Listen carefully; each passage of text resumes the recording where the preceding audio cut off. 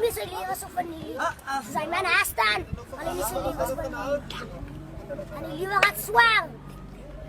Gaat zwaar. Als hij nou op een gaten zou, dan heilig in. Ha. En dan gaat hij harder en harder.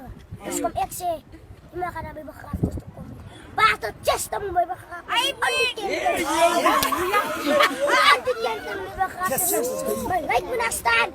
Klaar op wat het aan het moment komt. Je bent naar ver toe en je gaat niet. Klaar. Ik ga niet staan.